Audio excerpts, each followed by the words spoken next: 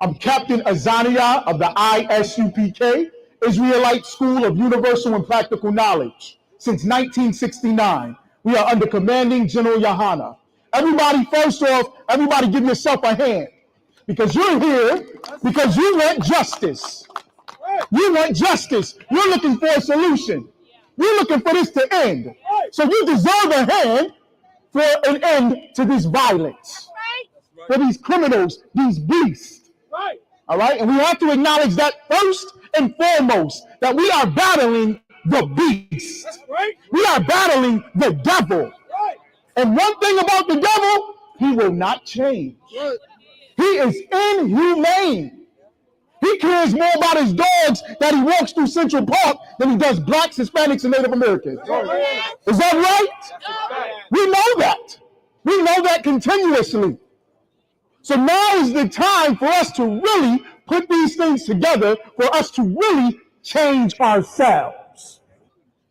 I just read in the article 2 days ago, a lawyer for one of the correctional officers came out and said, my client, did you hear this, Don? He said, my client, this is the main camera that got all the footage of the murder of Robert Brooks, was on his client, one of the correctional officers. The lawyer says, my client didn't raise his hand at all to Robert Brooks. So he doesn't need to deserve any charges. In fact, while he's suspended, he deserves to still have his gun. Could you imagine that? Could you imagine that? You take an oath to protect all of the inmates that are incarcerated as a correctional officer. When in fact, the correctional officers need the true correction. Right? Police and correctional officers, there are no good ones. You know why there's no good ones? You know why I say that? Because who would stand around and watch another human being be murdered? Huh? People hate the Israelites so much, they can't stand when we on 125th speaking this truth. Can't stand it, but we will never let a black, Hispanic, or Native American die in front of our eyes. Right? We will never let a white person just die in front of our eyes. You know why? Because commanding General Yahana and the Israelites, we have to be the solution. The plane crash into the helicopter, and Donald Trump, the president of the United States, said it crashed because of diversity. The insanity, the inhumane right to always blame blacks, Hispanics for all the atrocity that happened had nothing to do with black people. Not at all. But you know what? Let him be racist. I don't want Donald Trump to change. He should take black history away. Why? Because now is the time for us to teach our own children black history. Right? And the truth about black history. Right or wrong? Huh? The Israelites, we say Jesus is black, everybody gets into a fizzy.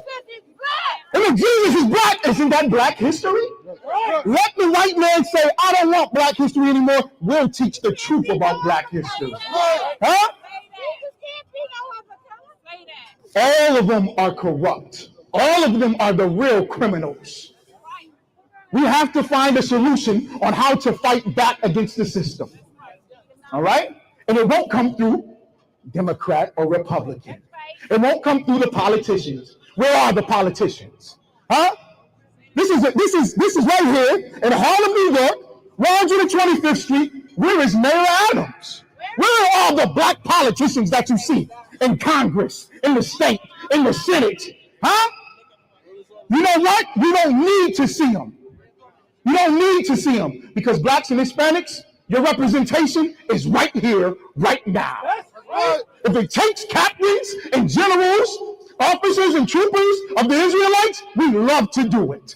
We're at your service. I was up there with the brother in Marcy, and you can just feel the tension that they have against us. Hey, listen, brothers and sisters, man. If you like what you hear, hit the subscribe button, man. Subscribe to this channel. And also, please, go to isupk.com and pay your tithe. If you can move around this planet like we need to, man, and do the things we need to do. Everyone west. Everyone west. Hey,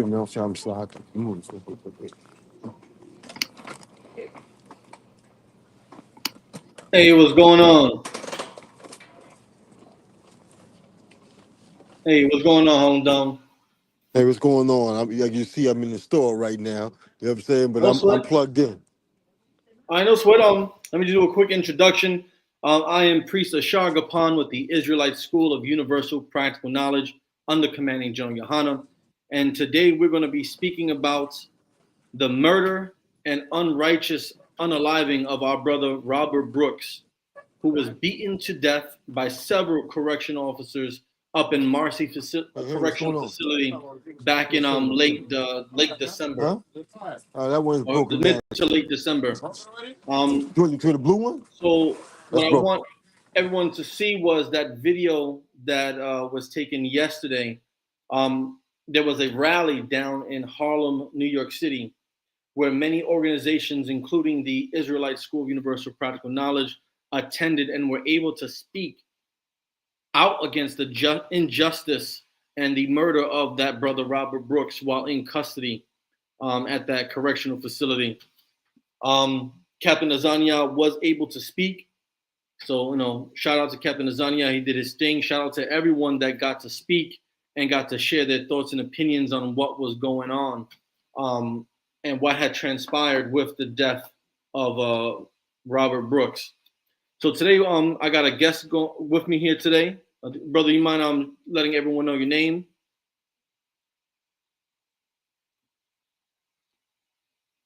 Can you hear me?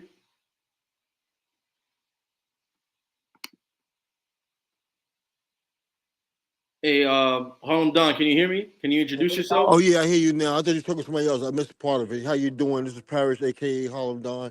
I'm grateful to be here. I just came off another meeting, but I'm in the store right now shopping. But I'm plugged in. All right, no sweat, no sweat. So first, what I want to do is for people who may not know about the story of what had happened, I'm just gonna share a screen and kind of read off some information. That way, we all can know what's been happening, going on. All right. So let me open this up.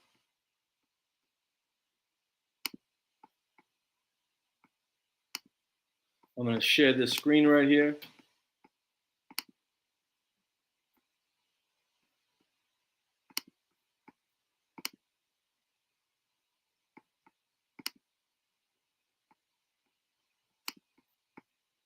All right, here we go. Boom.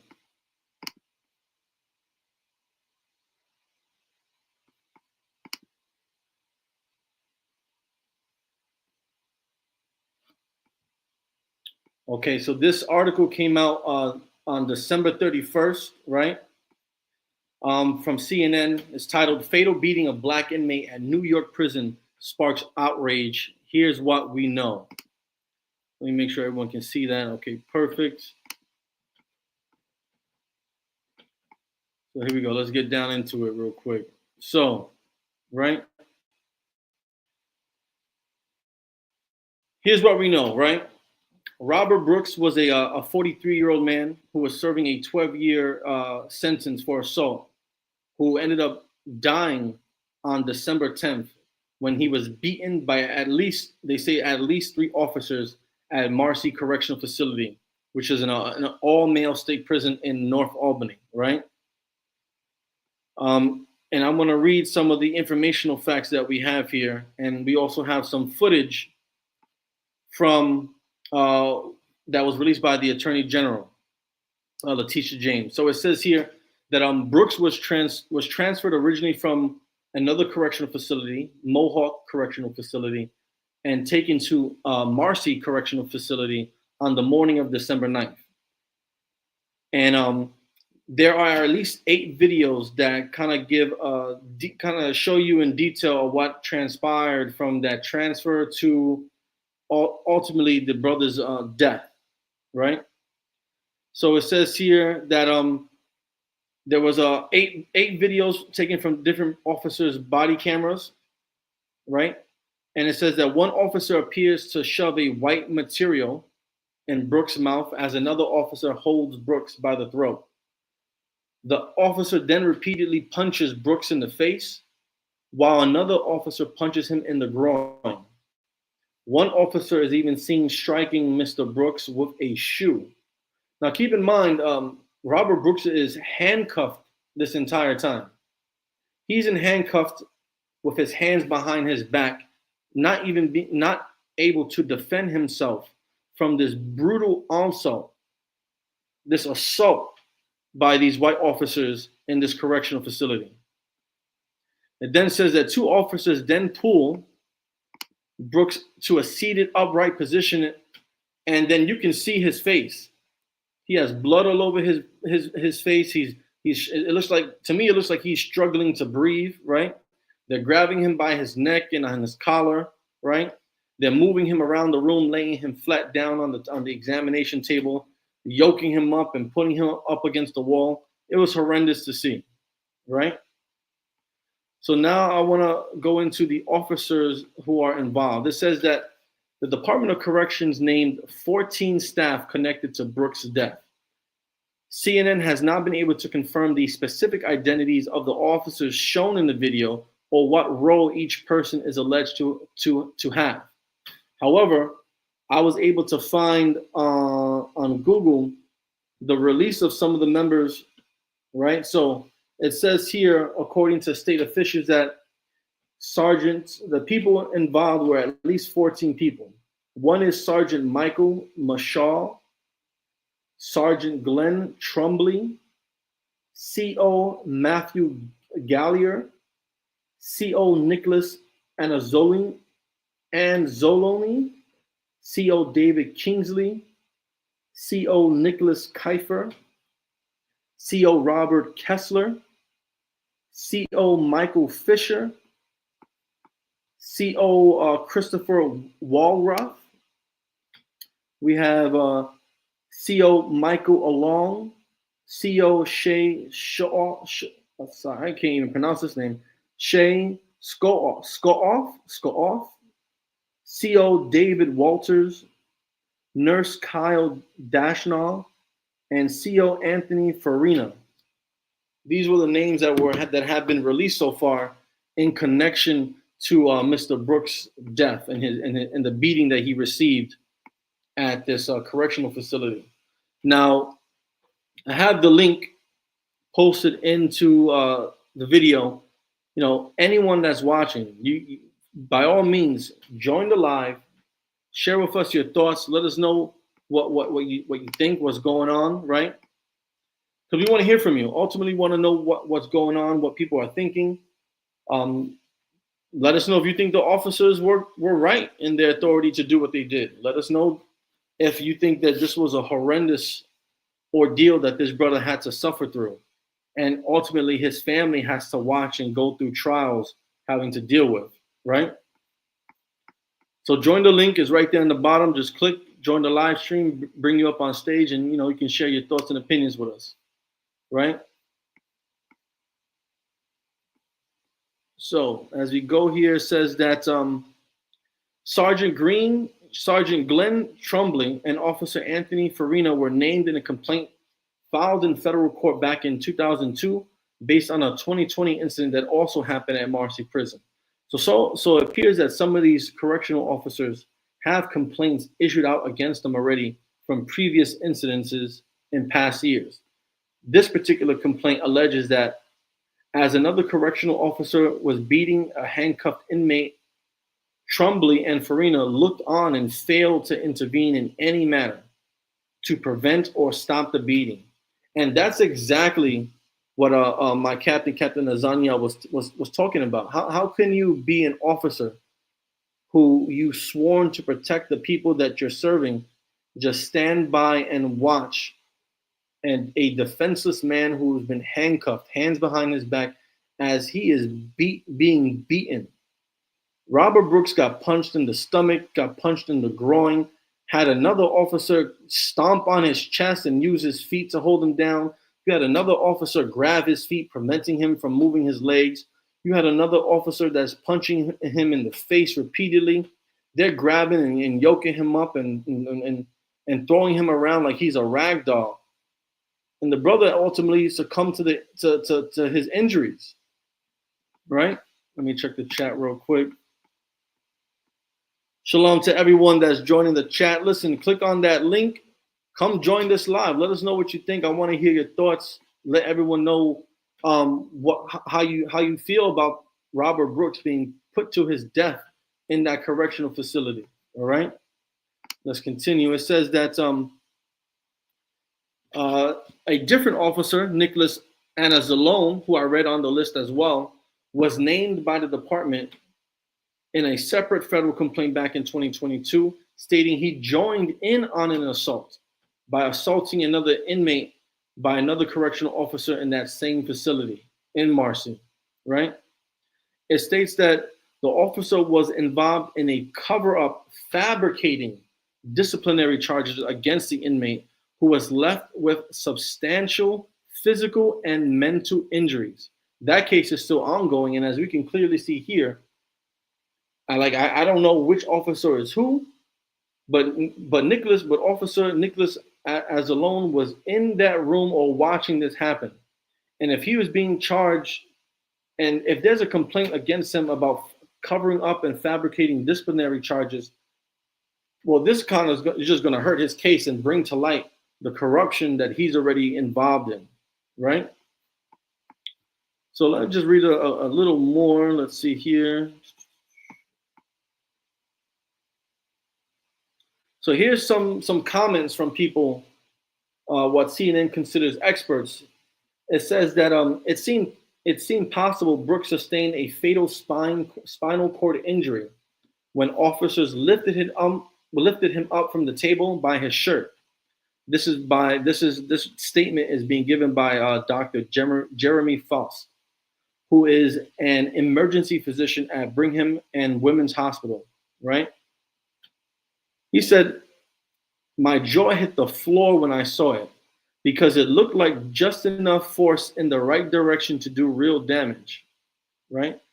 It says that the way the officers lifted Brooks, extended his neck, this could have caused a devastating spinal cord injury, the result of which would be immediate or almost immediate paralysis of the body, including the respiratory muscles, right?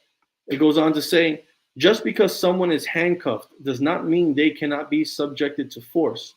However, and this is a big however, if someone is no longer a direct threat to the officers and is complying with instructions, it would certainly be excessive to strike them, choke them, etc., etc.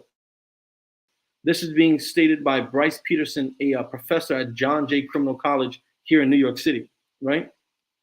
Peterson says potential excess use of force is evidence in this video.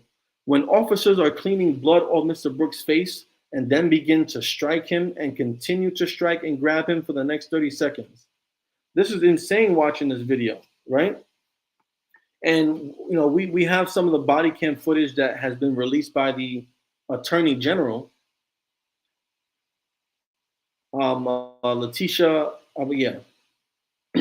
Letitia James.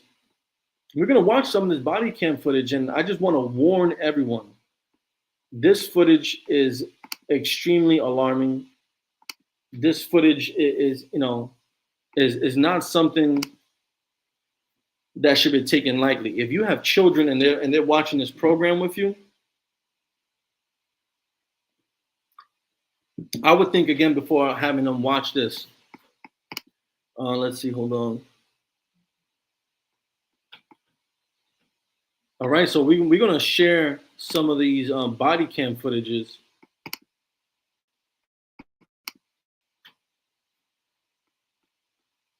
Let's see.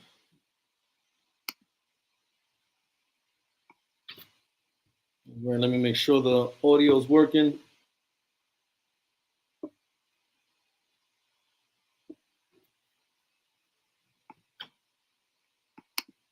Hold on 1 second. Let me just remove this. Stop sharing. I see you there, brother. Hopefully, I'm gonna get you in and give you some comments. Let's share this real quick. Right. So this is body cam footage that we're about to show. So everyone, watch this. It's not for the faint of heart. So just again, you gotta have a strong stomach.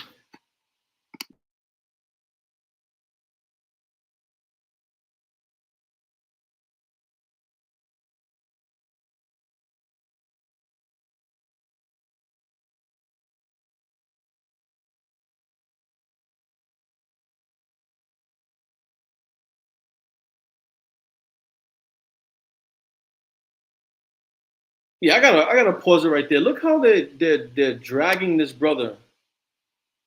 Look how they're dragging this brother into this room right here. Look what they're doing to her. I don't understand why he couldn't just walk himself, but they're carrying him like if he's just a doll. Let's keep going.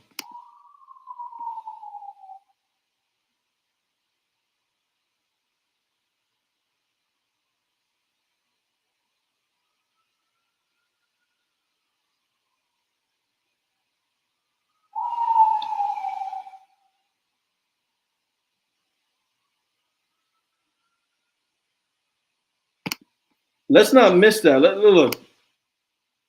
As soon as as soon as the officer whose body cam we're looking at right now walks and turns, you instantly see that the Mr. Brooks, our brother, is just laying down on this bed, and they're already on top of him. This devil has his knees on his leg, preventing him from moving, as if he didn't look weak, being carried in there like a doll to begin with. Let's keep going. Hold on 1 second.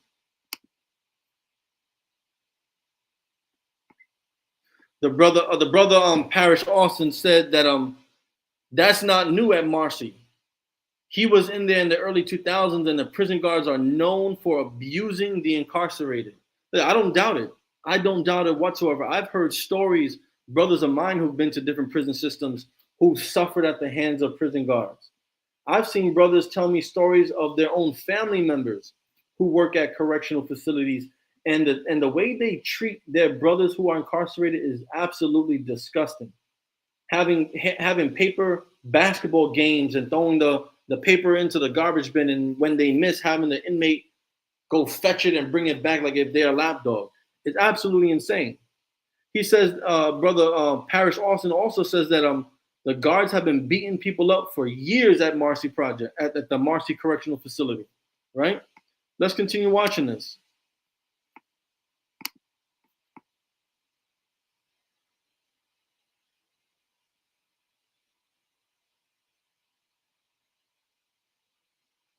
You got all these officers here.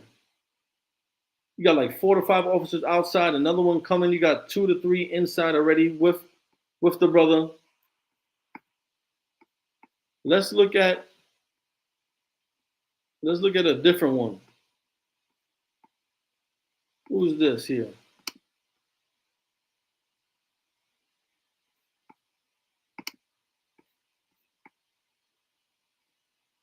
Look at him. They're cleaning the blood off of his face.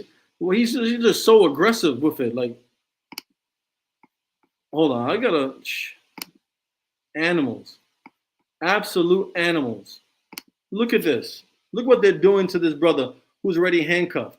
Look, this bald white cop, this old bald cave animal right here, is rubbing his face because either he's wiping the blood off his face or he's trying to put something in his face.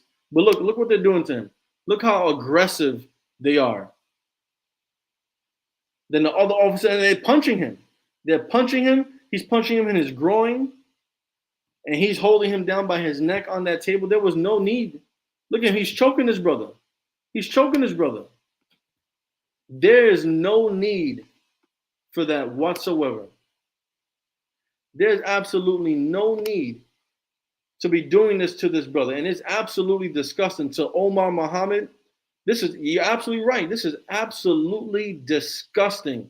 And to Jerome Biggums, yeah, everyone needs to share this. Everyone needs to share this video right now. Look what they're doing to our brother. That could be your son. This is someone's son. This is someone's father. This is someone's husband. This is someone's uncle. You know, this is someone's childhood best friend right here. And this could easily be any one of us in this situation being taken advantage of by these Marcy correctional officers. It is absolutely disgusting what they did to this brother right here. He is holding him by his neck. God knows the pressure and force he's using, preventing him from properly breathing.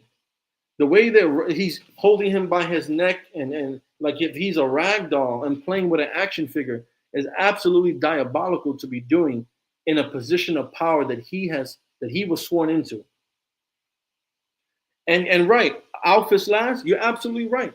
You have all these people, all these other officers that stood by and did absolutely nothing to stop this. Absolutely nothing. I would like to hear the audio. I want to know what these monsters are saying while they're beating this brother in this medical exam room.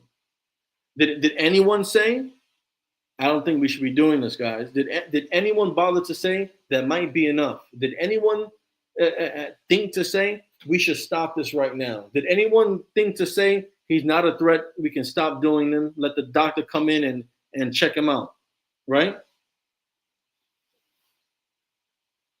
So Omar Muhammad, yeah, it was the officers and medical personnel who watched this go down.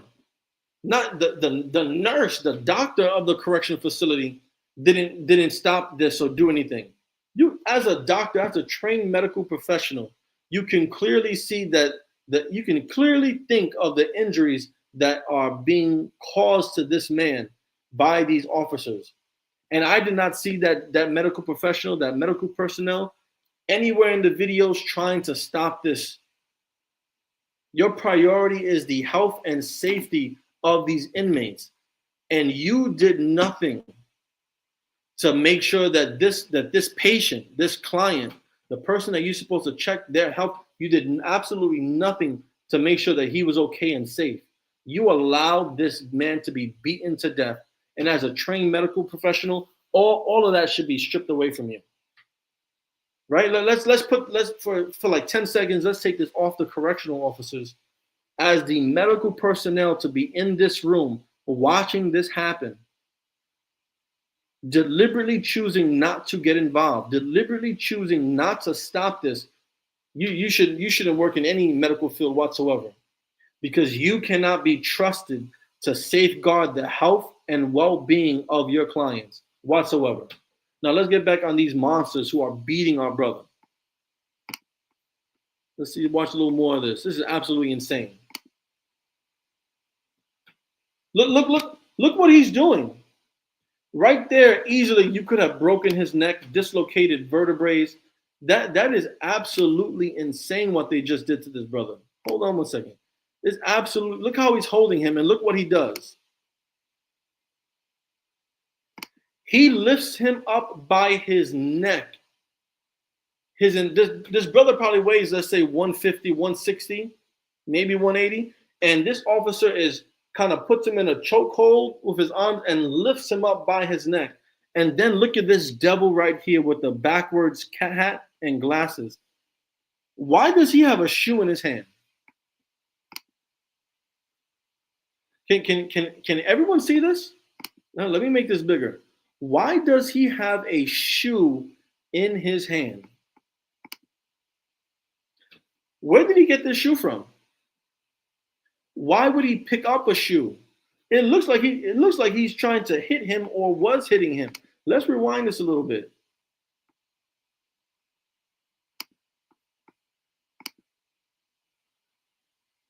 Yep, he hit him right there with the shoe. Right here, he hits him with the shoe. Look, watch when the officer lifts him up by his neck. The officer with the glasses and the backwards hat hits Robert Brooks with that shoe. Right there. What was the point of that? He hits him more than once, right in the chest. He's hitting him in the chest. He's hitting him in the chest with that shoe. Absolutely insane. And they're just throwing him around like a rag. Look at this brother. The pain that he's going through. You know how vulnerable and delicate the neck is? And for you to be grabbing him around back and forth, beating him, holding his neck is diabolical. Absolutely diabolical. Is there any more? Oh, wow.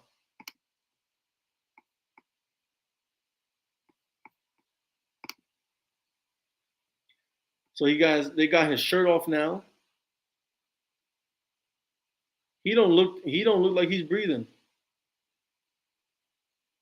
He don't look like he's breathing at all. They got his shirt and his clothes and his pants off. For what? For what? It's absolutely insane what they did to this brother right here.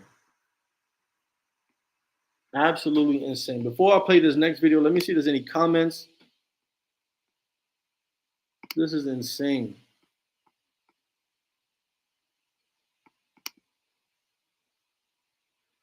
Absolutely right, Adolphus. No mercy whatsoever. They had no mercy at all for this brother. But let it be one of these white kids that go to jail and get beaten like this. I guarantee you, people would have been fired immediately. I guarantee you, the governor Hochul probably would have went to the prison herself. But because it's a black man, his life is not counted for much. Because it's a black man, his life is not as valuable. There's no real need or urgency to keep him safe because in the eyes of America, he's just a criminal. That's why he's in jail. He's not looked at a man who had some rough upbringings and had to made some wrong decisions in his life. He's looked at as a man who was probably using drugs and selling drugs. He's looked at as a hardened criminal. He's looked at as a man who doesn't value his life or others' lives. Meanwhile, a white man goes to jail.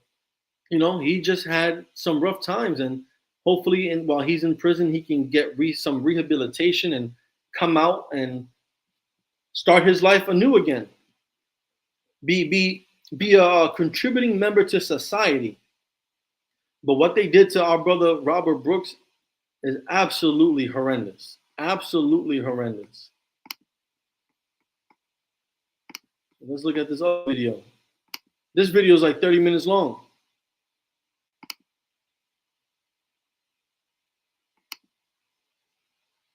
Okay, showing this officer getting ready.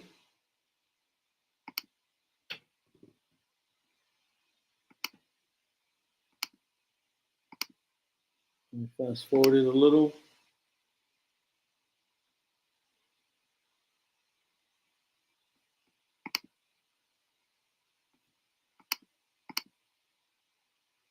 They're carrying him in.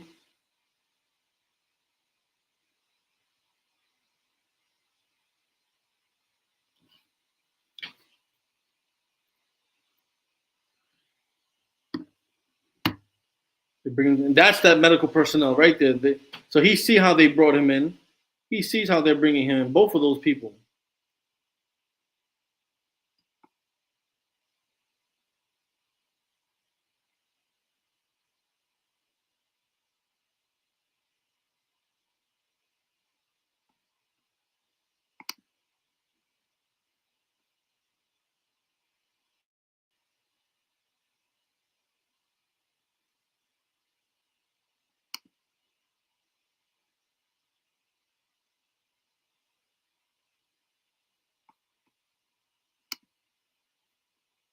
Let's see. Just walking around. This video doesn't seem that this person even went inside the room. The black is all black and covered up. You can't see nothing.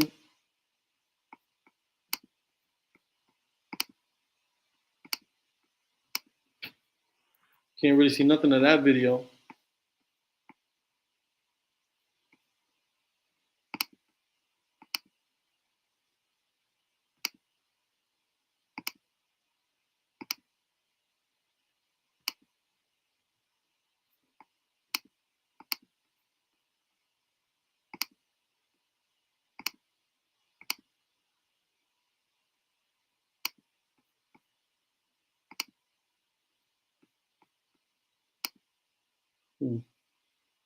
Trying to see if it show anything on this video.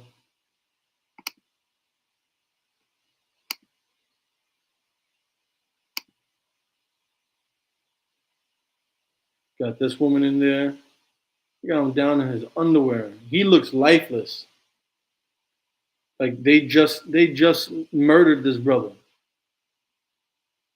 They just murdered his brother. Not 1 ounce of remorse in that devil's face. Not 1 ounce of remorse.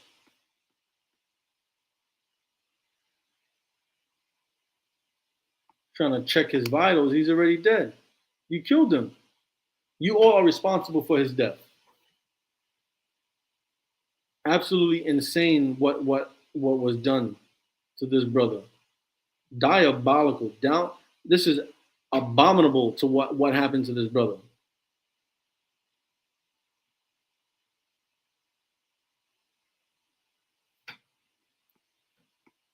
So fast forward this. This is insane. And to think that these officers are not even arrested yet is crazy. Absolutely crazy that none of these officers have been arrested yet. It's been what, 54 days, 55 days? Not one of these officers have been arrested yet. Not one.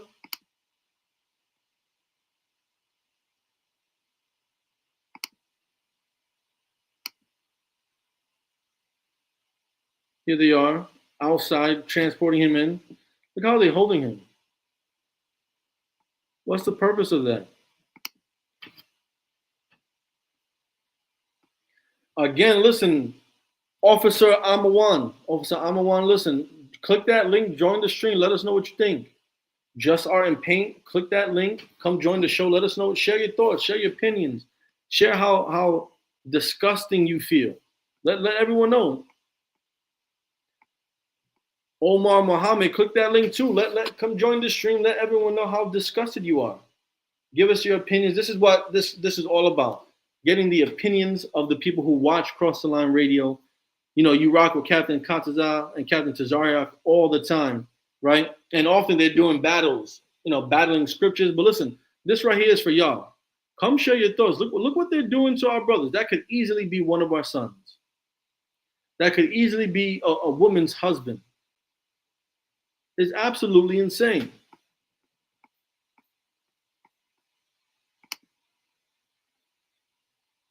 Look at this brother.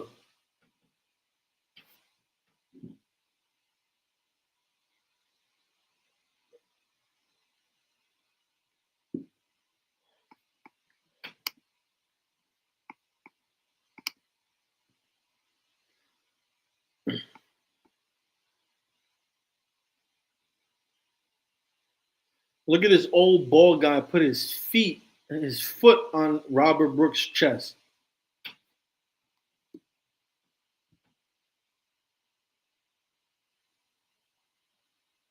You got a shoe in his hand. That's the shoe that he hit him with.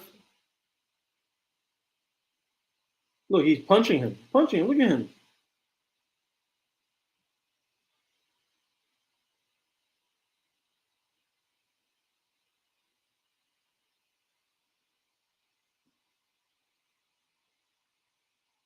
Look at his face. His face looks, the right side of his face looks swollen. Absolutely swollen. Look at him. Look at him. What's the purpose of that? What? This guy is being beaten. Hold on.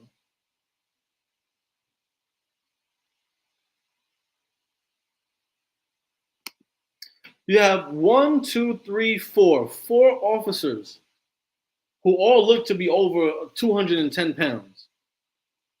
You have these 4 officers handling this frail, broken man. What damage do you think he's really doing?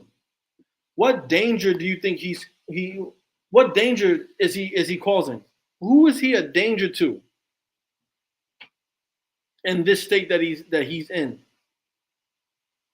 Who is he a threat to? But here, you see them treating him this way. Look at this. This is absolutely insane. Absolutely insane. They're punching him, holding his feet, kicking him in his chest, holding his feet down. This brother can't do nothing. This brother is no harm to anyone.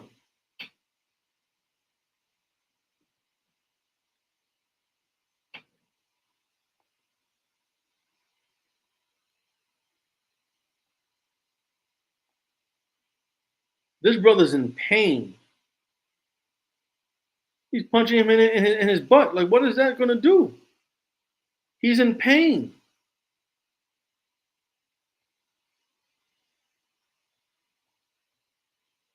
He's checking his sternum, trying to see if he's alive, still breathing. He's rubbing his sternum, trying to see if he's alive, if he's still breathing.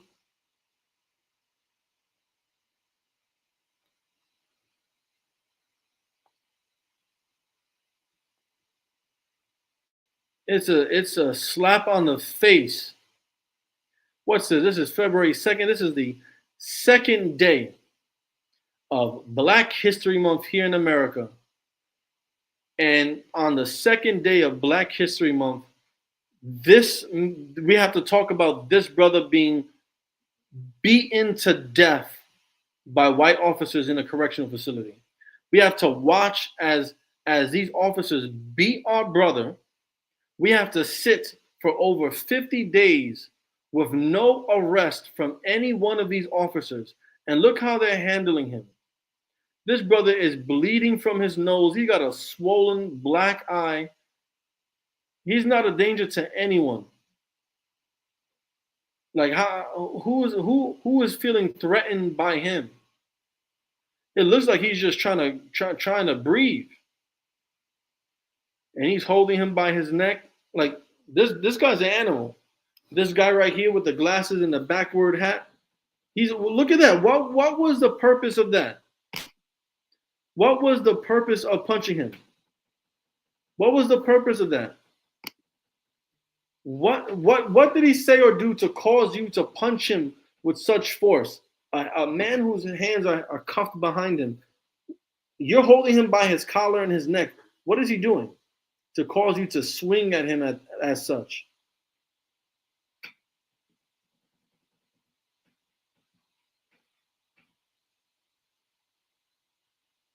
And he walks away. He's going to get and put gloves on. You don't want to get. I guess he don't want to get his hands bloody now, right?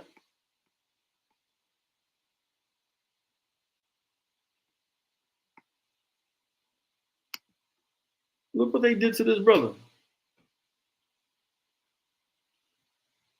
And he's trying to talk. Look, he goes back and they just manhandle him. He's so weak and tired of being beaten, he can't even stand on his own. Look at that. And then they shove him into that wall over there, into that corner. This is monstrous work. This is truly diabolical what they did to this brother.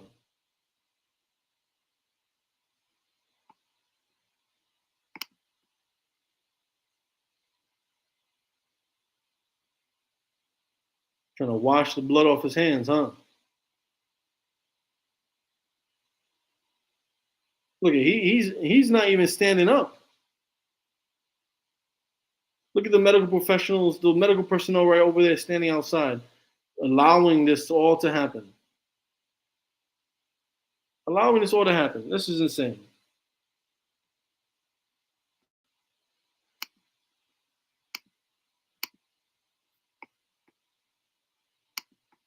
Listen, there's a very special place for each and every one of them. Let me bring the brother back on. Hey, can you hear me? You want to share some of your thoughts, man? What do you think about all of this? Well, what y'all looking at right there, one of the main spots that they used when I was there to beat people up was in the medical facility, in the medical part, because the medical part is also connected to the draft area and the sergeant's office. And once they get you down there, everything is fair game. See, when I was there, there's no such thing as body cameras. So See, now they have body cameras. So they have body cameras, so they're able to get things on film. But they got to a point now where they I remember when I went to the S over there, and it was a hot day. I mean, it must have been about 100 degrees outside. Don't you know? In there they can control your air. So what happens is, rather than leave the fan on, they had me in there literally burning up in there. Then the police came out later on and just literally sit there and threw a bunch of water on me and put one of them fans on me to try to get me sick. But if you do some Google, when you get a chance, Google. I forget what year it was. It was one dude they beat up real bad. He died there, and they never notified his family. And what happened is somebody in his family got concerned, like, "Yo, we haven't heard from him in a long time." So they went and checked, and they contacted the facility. They said, "Oh, he's already been buried." And then when they did an autopsy on him, they found that I think his neck or something was broke. Google, I forgot the dude's name, but it should be easy to be found. Let me quickly search this up. What the brother's saying. Um,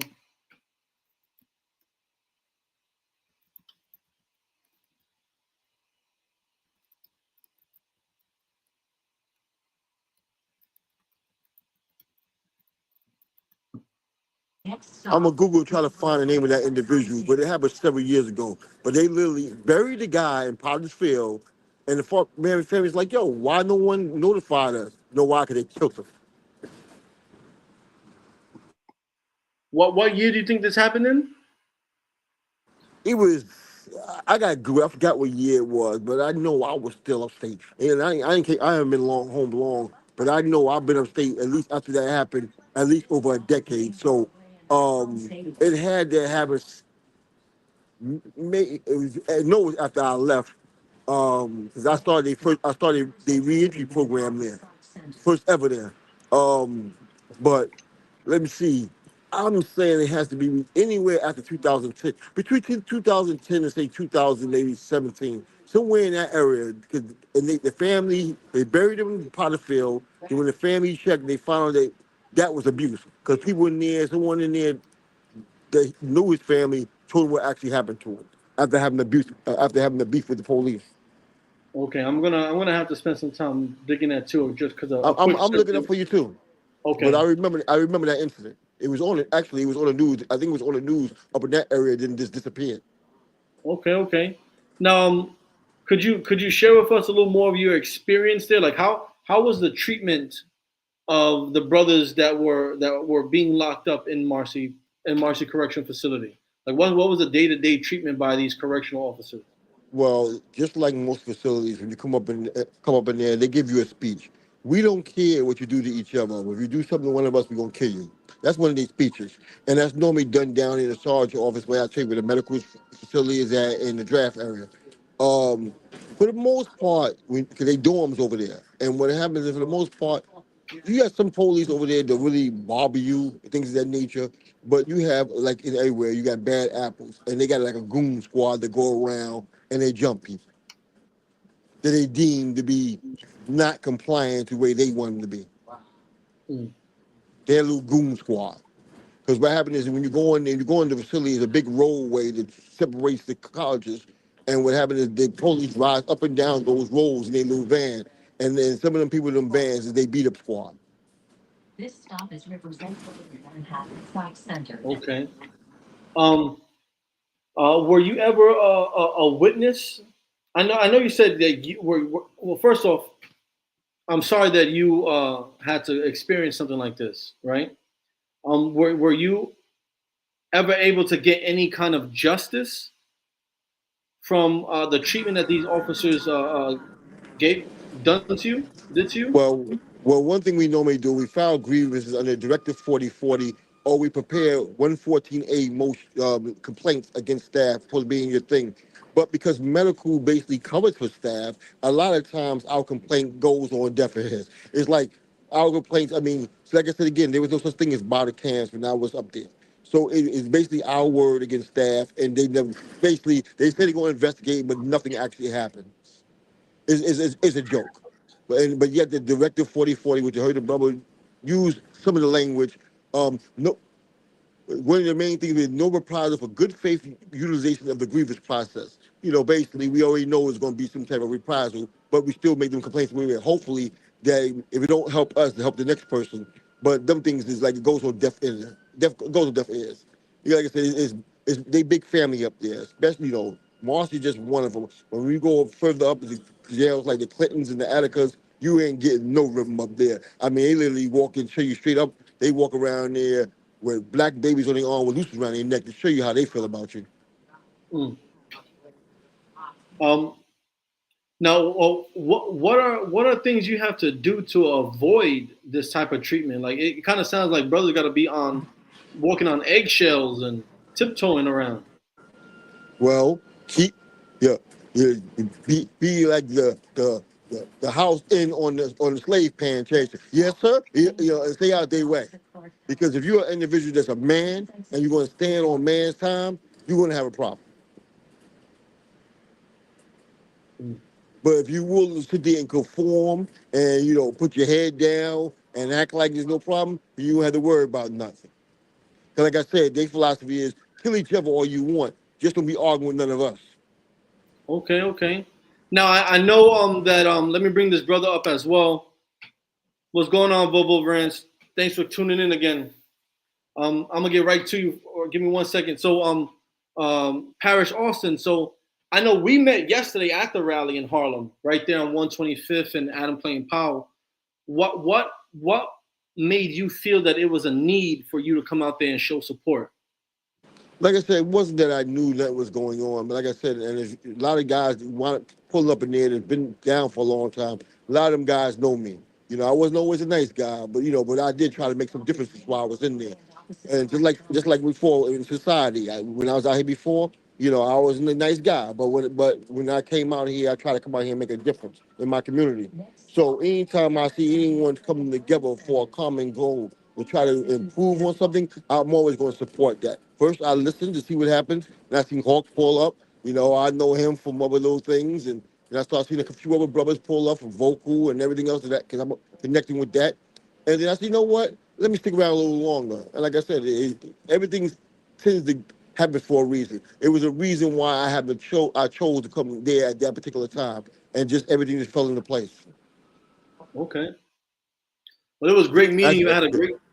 Yeah, because it's a shir in the Quran. Even though I'm not Muslim, but I do agree with the language. It says, enjoying that which is right and forbid that which is wrong. And here's what we're talking about right now. We're forbidding that which is wrong. Gotcha. Okay. Bobo Rance, man, what's going on? Your mic is muted. Who's that? No, I apologize. Yeah, that was me. What's going on, man? How you been? I've been all right. How you been doing? Doing pretty good. Thanks for joining the show this time again. I know the show isn't on Trump necessarily, but I'm pretty sure we'll find a way to bring Trump into it. No. Trump. Okay. So yesterday there was a big rally in Harlem, New York City. I seen that. For the brutal death and beating of a black man, Robert Brooks. I know there was many organizations out there. Many people came out there to speak. I know and the ISUPK Commanding General Yohana allowed us to go out and to speak at this event, which Captain Azaniya spoke very eloquently to not only to channel Pix 11 News, but also to the audience that was watching him. Now, Bobo Rance, so what do you think about the situation? What do you know? Well, my thing is this. Shout out to the people that went out there. You said you went out there. Shout out to you for sure. To anybody that showed up for that. This is on camera. My thing is that this is on camera. If I do something that's on camera, and they don't even gotta be on camera, they can suspect me of doing it. They can kick my door in, snatch me out. I ain't got no time to, to clean nothing up, to do nothing with my life, and none of that. They're gonna make sure they're gonna take me to jail immediately. Don't pass go, don't collect $200. The fact that these people, they said it was 57 days now. I think it's like 55 or 56 right now. No arrests have been made. I don't even get 56 minutes if I do something. You know what I mean? These guys, everybody in that room was white. Everybody in that room was white. We seen that. There's no justification for punching a handcuffed man while his hands is tied behind his back. You can't justify that. You can't justify stomping on a man's genitals. From what I seen, I couldn't even watch all of it. You know what I mean? The one cop had his hand had his foot on the guy's genitals. Yeah, his midsection. Yeah, well, they said that he got a habit of, from what I heard, he got a habit of kicking people in the balls. You know what I'm saying? These guys are unprotected. They behind enemy lines. You know what I mean? They in one of them little small towns. That's where most prisons are at, in small towns. These some racist, redneck hillbillies. They, you know, they get you behind. They already look down on you because you black.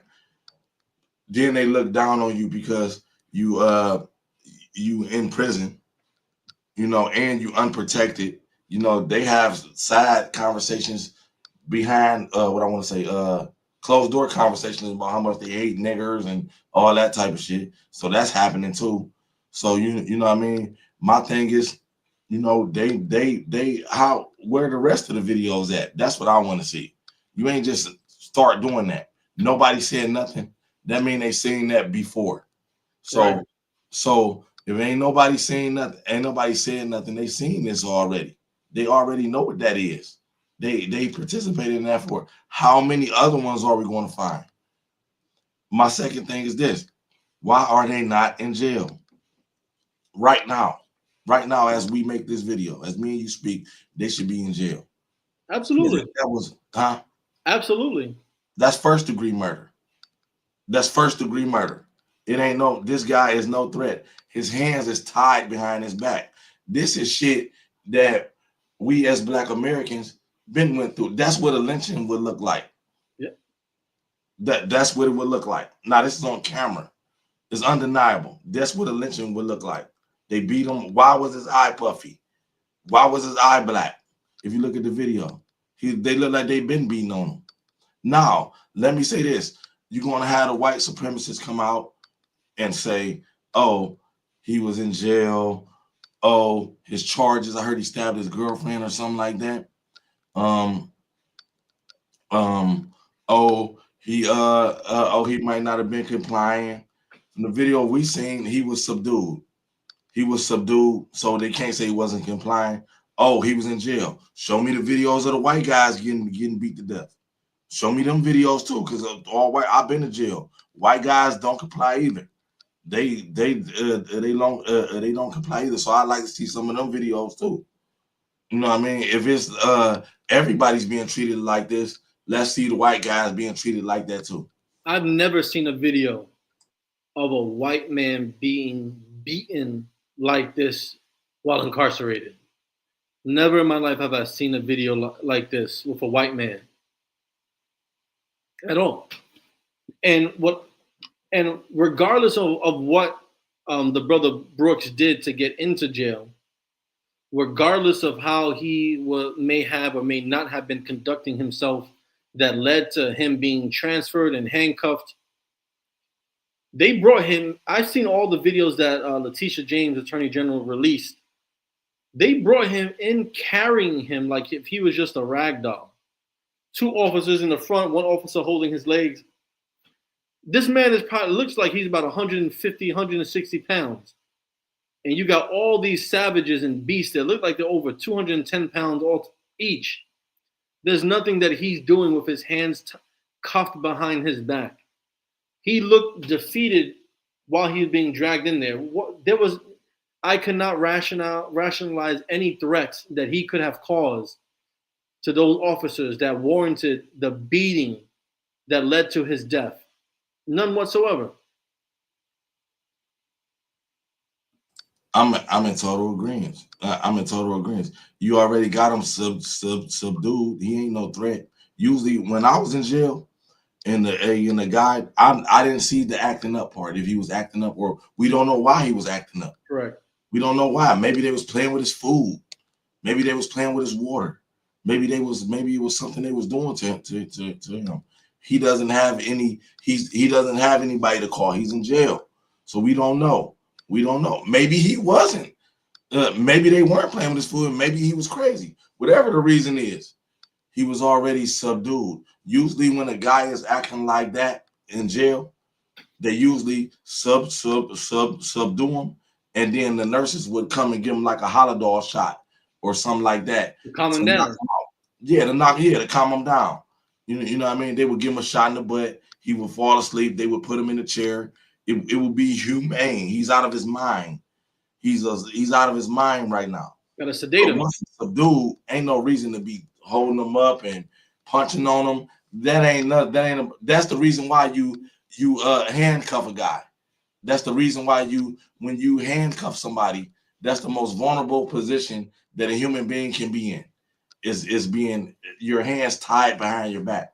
Now, not only is his hands tied behind his back, it's tied behind his back with a piece of steel.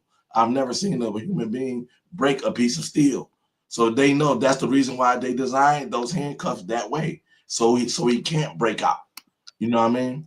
So we don't know all of it. I'm pretty sure when they showed the autopsy, his eye was black, he was puffy, he was quiet the whole time. I would have been making hella noise. My thing is, go ahead.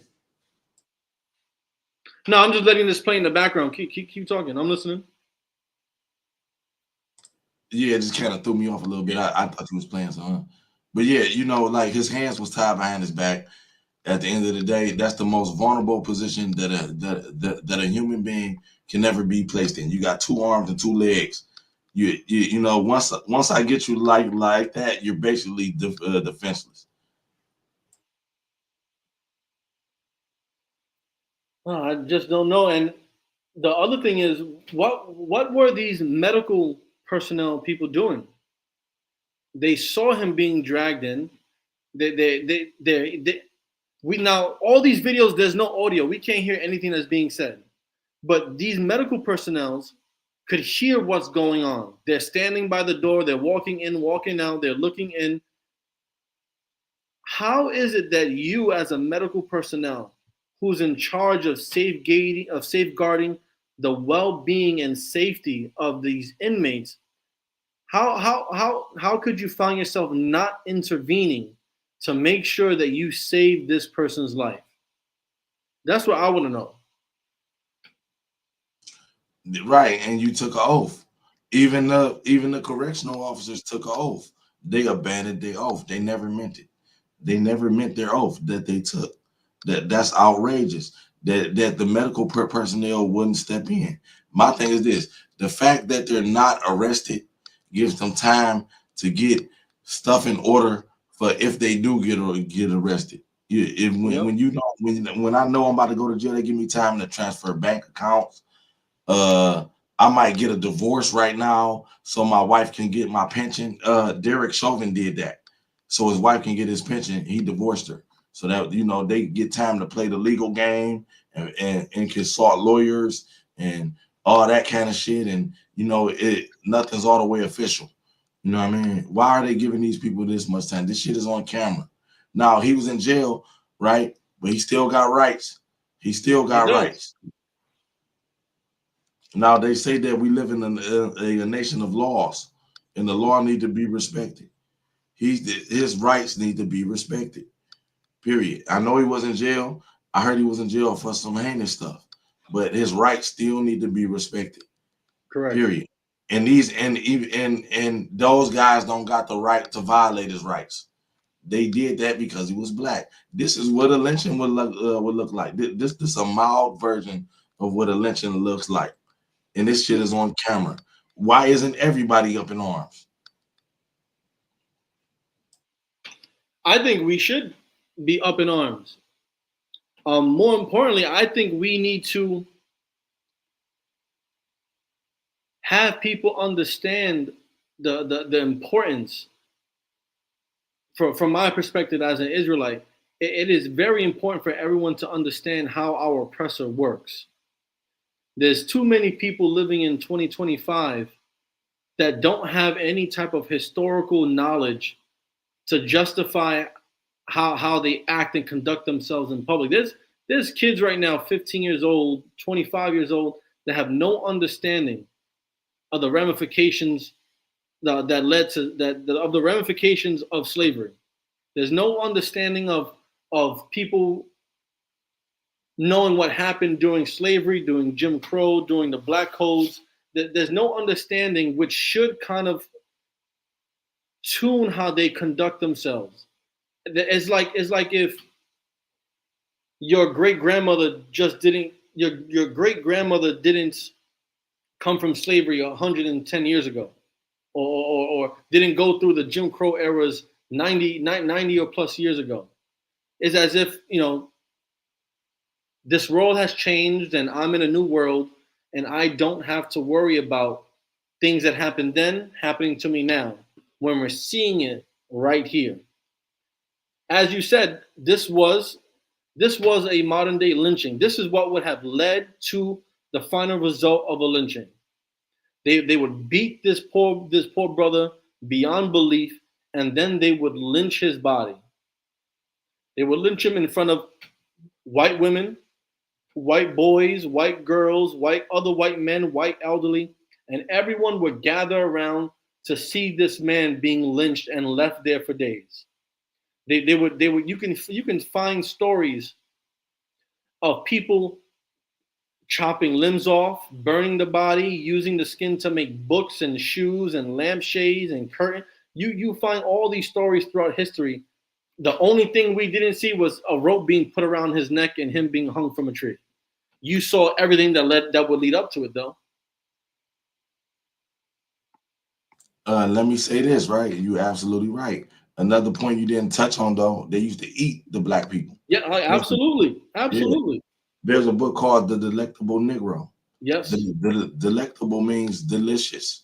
The delicious Negro. They would cook him. They would set the body on fire and cut off pieces of the body and eat it. They ate Nat Turner. They absolutely did. In American history. This right now today, there's a shop in Georgia where you can go and buy black body parts. You can find black body parts on the market. Right now, for years. That's been there for years. Yeah, they got it in the jar.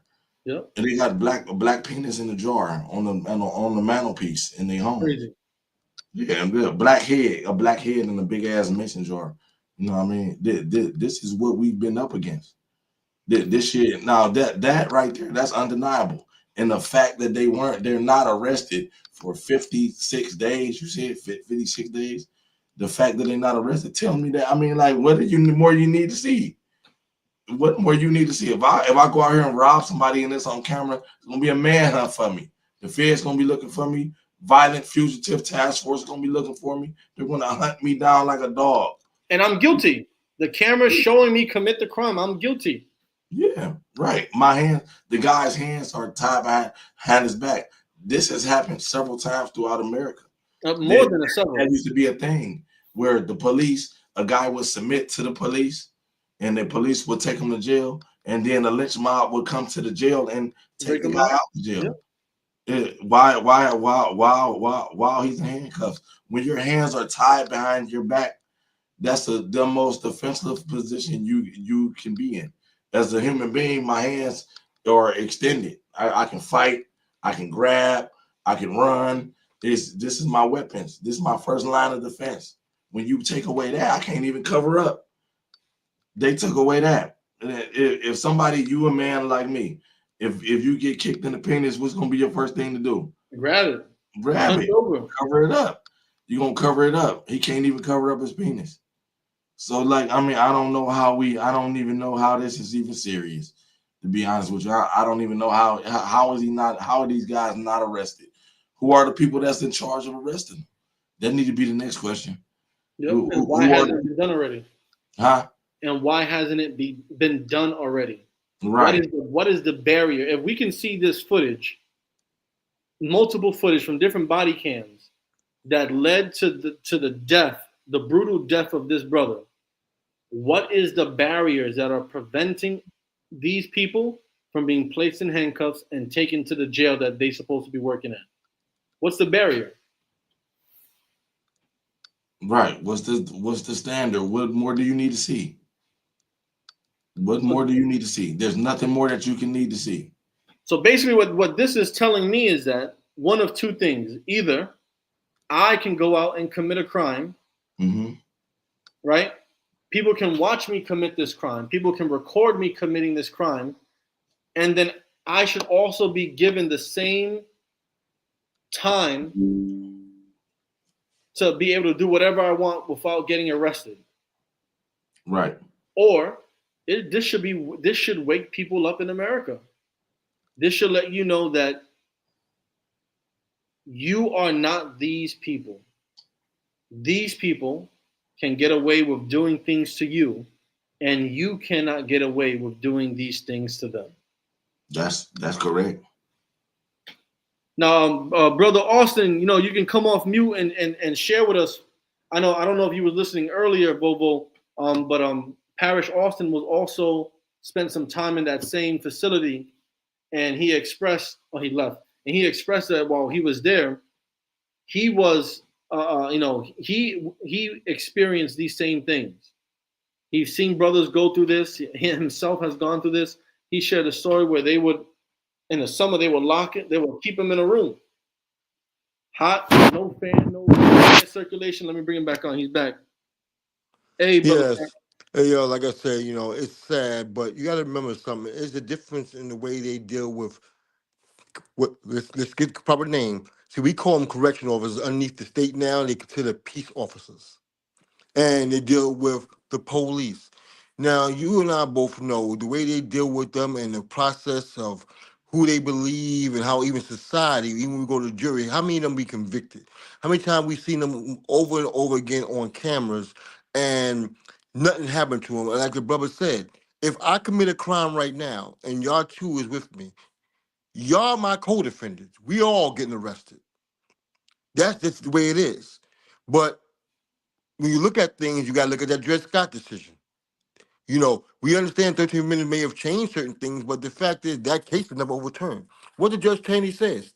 He says that our ancestors was bought and sold as slaves, and a black person in this country has no rights that the white man has to respect. We are unfit to deal with them socially, economically, or politically. Let's not forget this, and this is the mindset. But the reason why they get away with this stuff, especially in the black community, is because they duped our people. They got it where our people now are screaming, lock them away, throw away the key.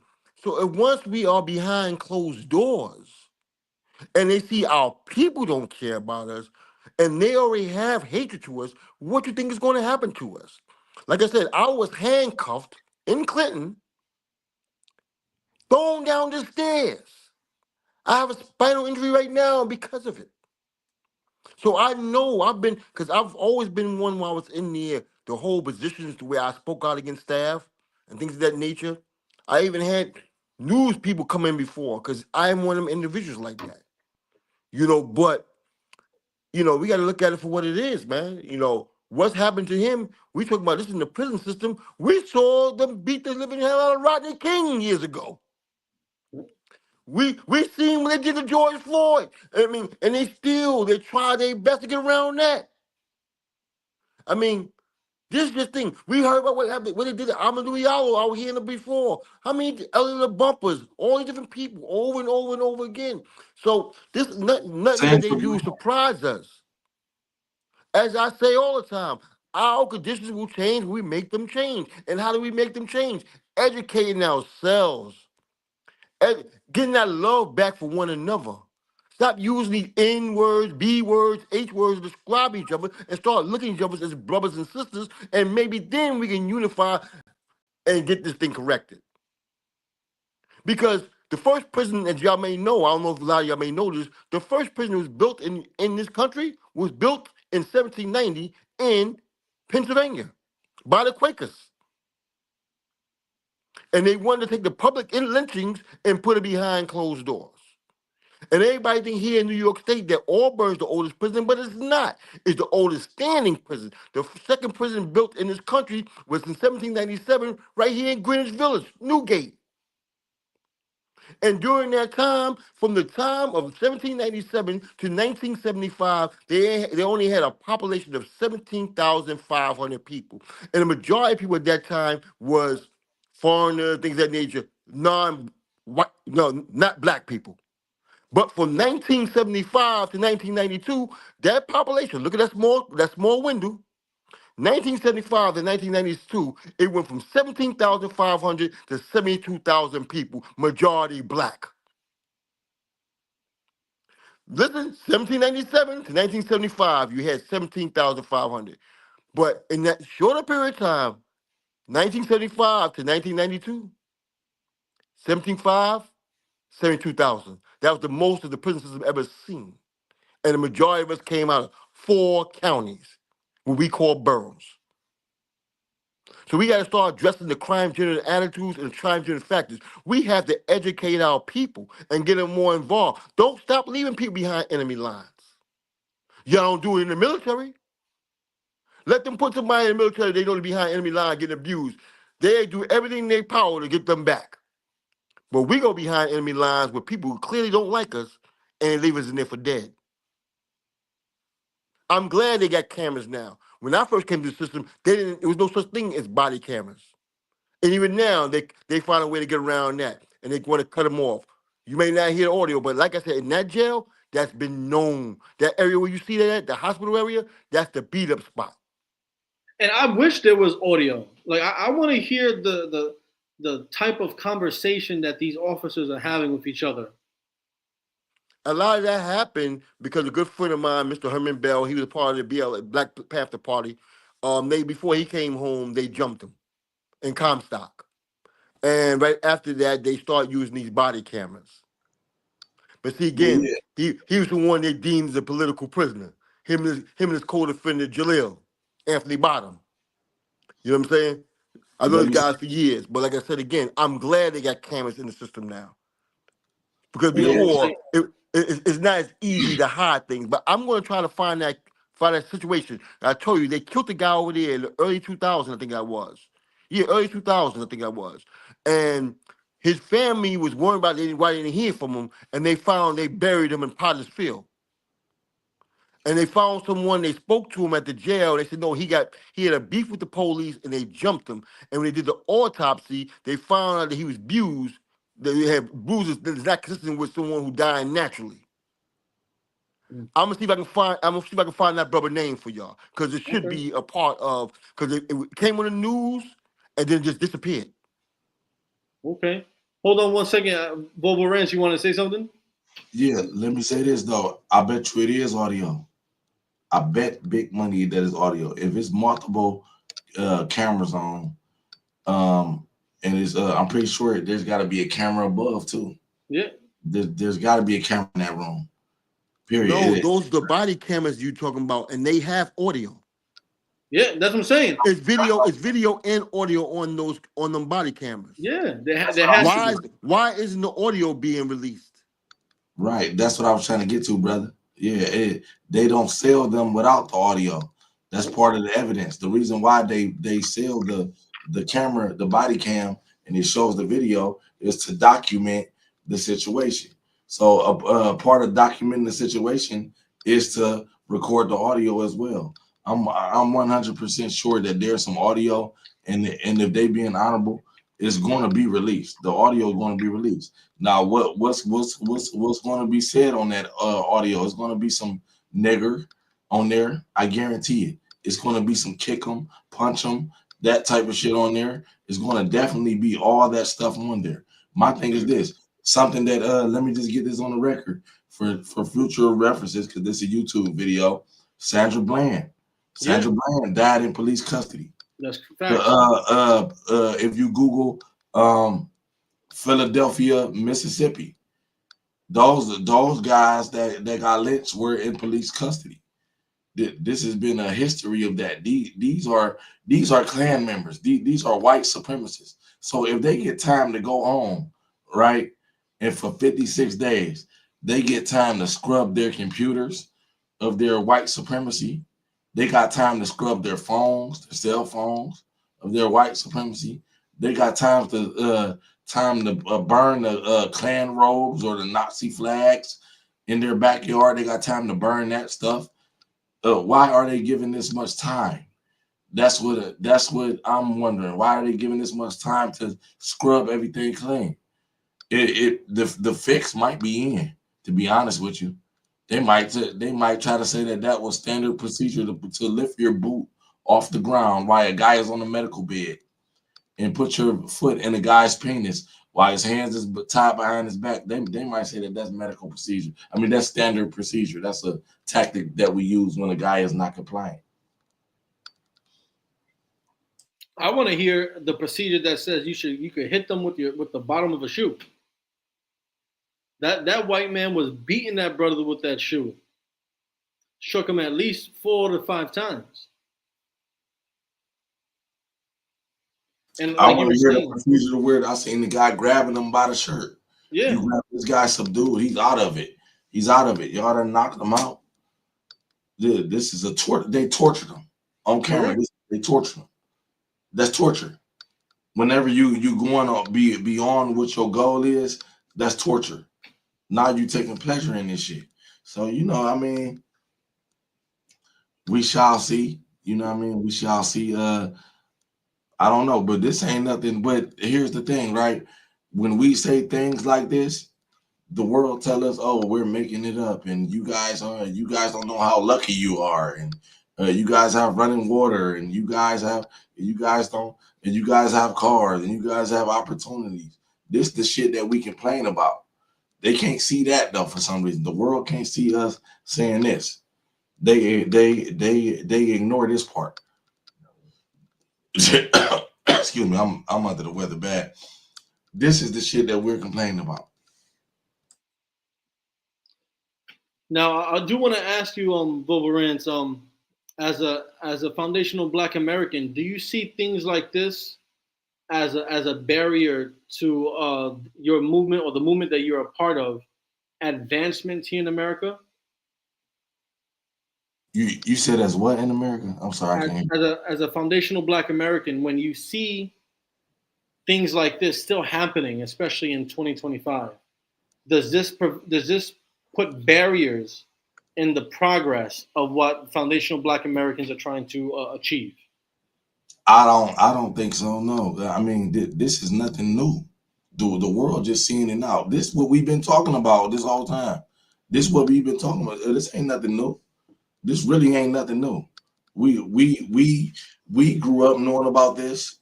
We grew up seeing this. The police pulling up in our neighborhoods, walking in our houses, beating us, all types of shit. We grew up seeing this shit. It's just the world can see it now because we have the internet. But this ain't nothing new. And we've been fighting. We gonna. That's what this is about. This is what our lineage really has been about. It's been about resistance. That's what our whole everything that we've been doing is about. The way we speak, we don't speak proper the King's English. We talking code, we talking slang. Our music, it was some shit. Oh no, that's that nigger music. You know, like that. Now everybody like it. The way we dress was rebellious. We've been rebellious. We've been talking about this stuff. This ain't nothing new. Like I said, this is what a lynching would look like. This is a mild version of a lynching. So this ain't nothing new. I definitely think it's a sad reminder to how America treats Black people here in America. It's a sad reminder because, as we stated earlier, you don't see this happening to white people, but you see this happening time and time again to Black people. So I want to ask you, Wolverines, what do you think would be a solution to prevent Black Americans from having to suffer or such an ordeal? Oh, that's a great question, actually. That's a great question. Yeah, I don't think that there is any solution to evil, in my opinion. There is no, those guys did that because they thought they wouldn't be discovered.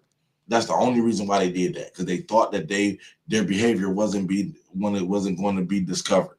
They were they knew that they like I said, they've had conversations with the doctors and the medical professionals already. They in there calling these Black inmate in cell 3 as a nigger, fucking nigger, stupid nigger. They out there with them. They live out there.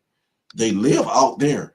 So they out there, they deal with these people every day. So they've been doing this type of shit. So there's no solution to this type of stuff from stopping this type of white people not going nowhere no time soon, not in our lifetime. This evil shit that they've been doing is going to continue, but we need a system of justice. This is not true justice right here. This is not real justice because they're not arrested. They should have been arrested. 50 something days is outrageous.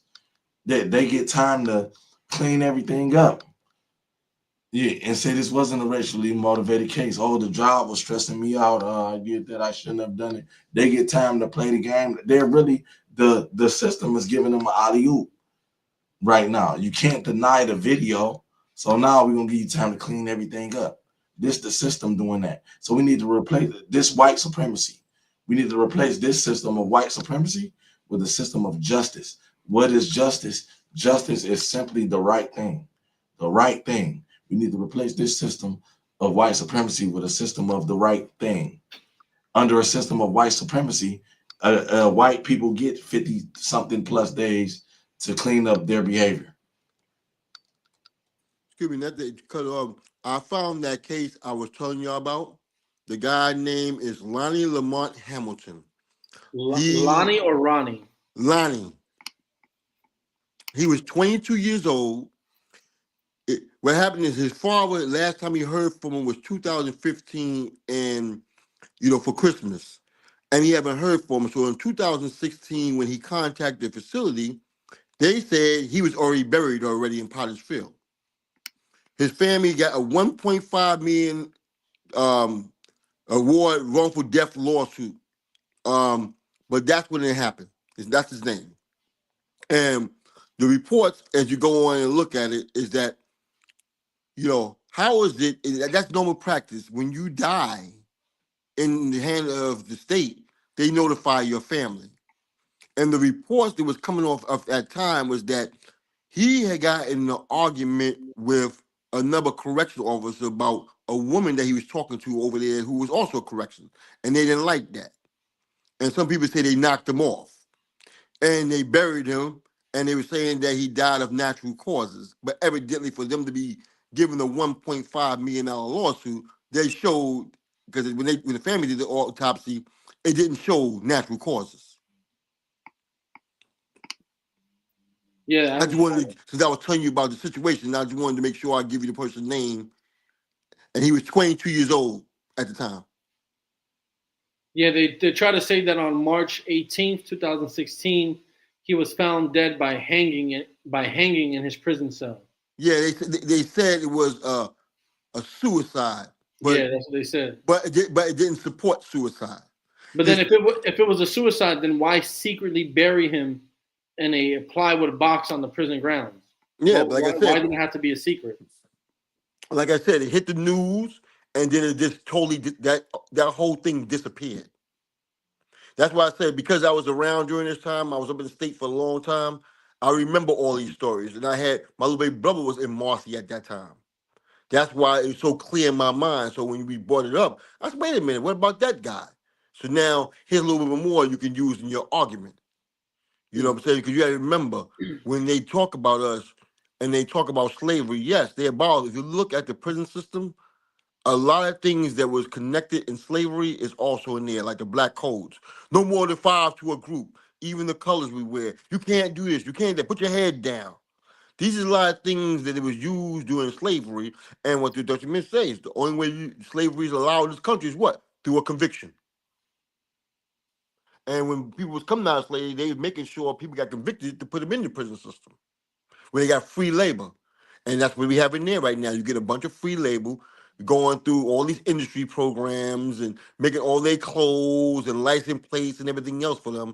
And they making millions and millions of dollars, and you getting 16 cents an hour. So let me ask you the same question I asked Volvo Rans. What do you think would be a good solution to prevent things like this from happening again? Well, first of all, we need to have more people in the prison system that looks like us. This was an argument. This was one of the arguments that we made with the parole board. Because before, when the parole board was just slamming us over and over again, the majority of them was not from the city. The majority of them didn't look like us. So when they start putting more people that kind of look like us in there, you start seeing a better release rate of us. That's one of the things. But not only is getting people to look like us and who understand our situation, people is also mentally capable of holding these jobs.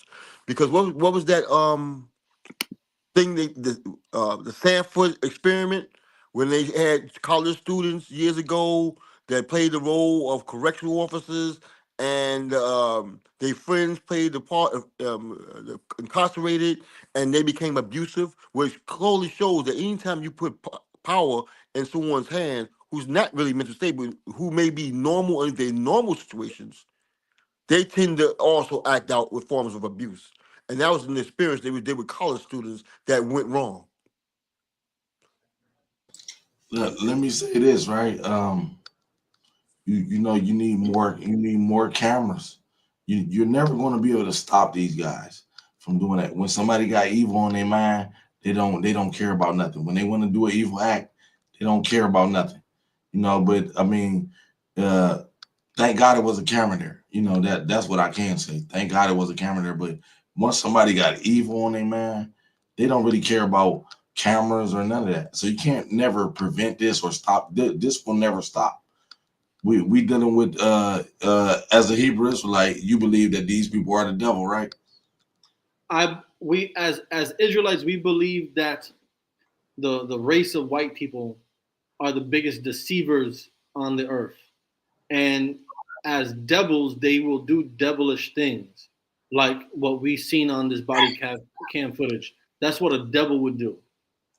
So I agree with that. A devil would do that. These prisons are in small towns. They're in smart. Some of these prisons are the economy of the town. Everybody works there. That's like they pass through. They go through there. That's like a rite of passage in some of these towns. That's like the only industry in the town. It'd be like one Walmart, one Dollar General, maybe a small factory, and the prison. That's like the only options that you got in that small town. So most it's like some of these prisons, the father worked there, the grandfather worked there, he retired. The 18-year-old son by the work there is The his wife. community lives on it. Yeah, they live on that. That's the economy. So if it's in this little small town, we're not going to get more black people in the prison. And if you do get more black people in the prison, they're going to have to travel. Most people don't like to travel 50 miles, 60 miles to go see to go to work. You know what I mean? And if you do, the whatever black people you get in the prison, they're going to be subservient to the people of the community.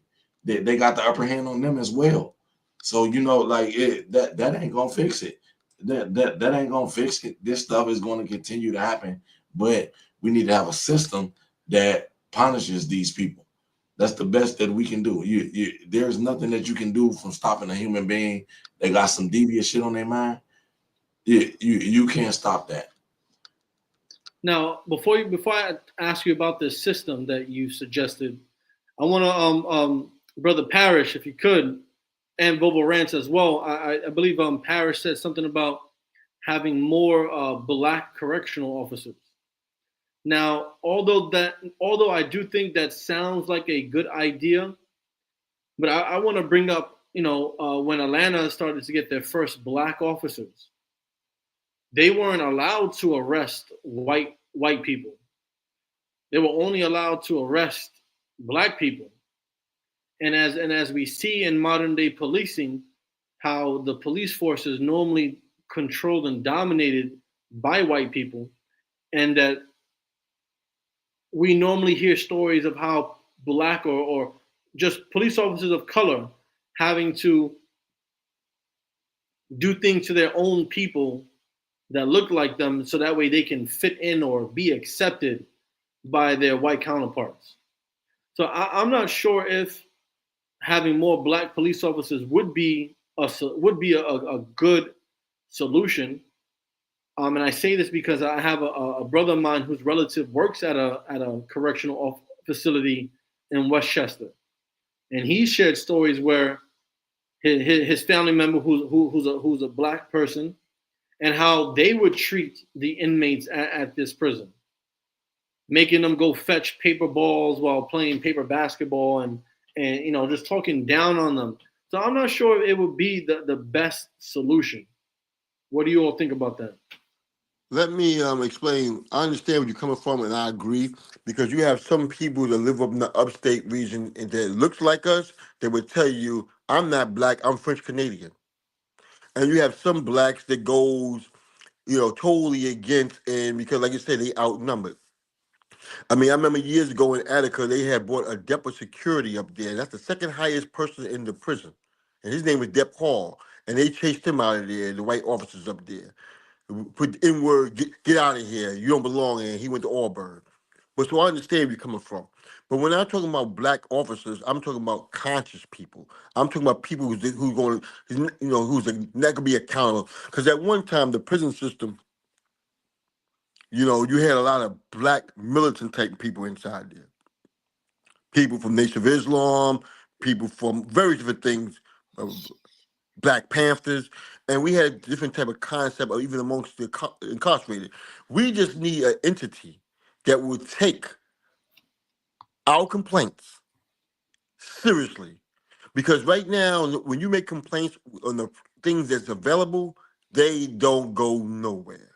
It's like you going to the same people who are abusing you. They playing judge, jury, and prosecutor all in one.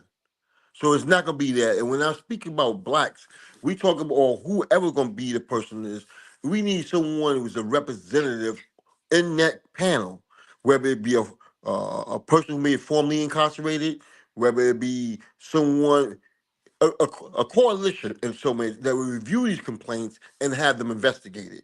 Because when you give it to who they tell you to send it to, the head commissioner of corrections, it goes nowhere. The grievance process, it goes nowhere. This is just you complaining to them. That's why I say when you're getting some people who represent our communities, the community where we come from, not where they come from, when we send our complaints to them, they make sure it get investigated.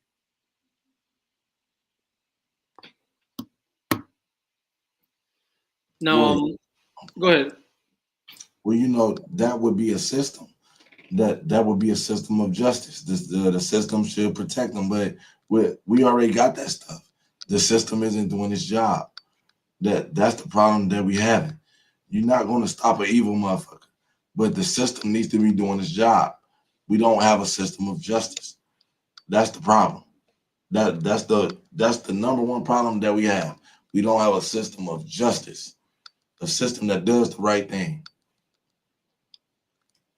I agree with you 100%, and that's the problem.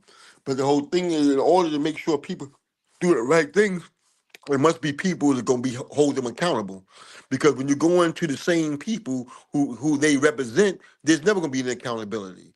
That's why I say let it be an independent type of thing that's outside of the Department of Corrections, that consists of a variety of different people, to where an investigation can be done. Because anytime you do things in house, you know what's going to happen.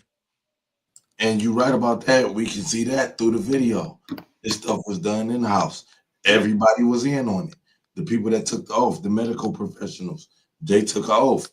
They abandoned their oath because it was in house. All the stuff was in house. God, I bet you guys was taking their body cam off and saying, "We gonna about to fuck him up." Right. Put that body cam over there.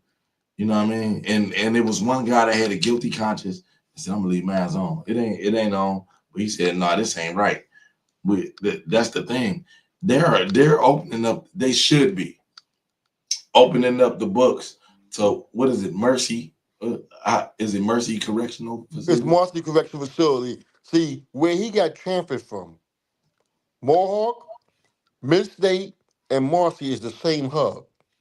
So basically, a lot of times, if you get in trouble in one jail, they send you to the next one. And what happens is like I'm sending you from me to my brother or to my cousin. So you had a problem in this spot. By the time you get there, words already settled. Get him. Bro, Okay. want to finish your thought?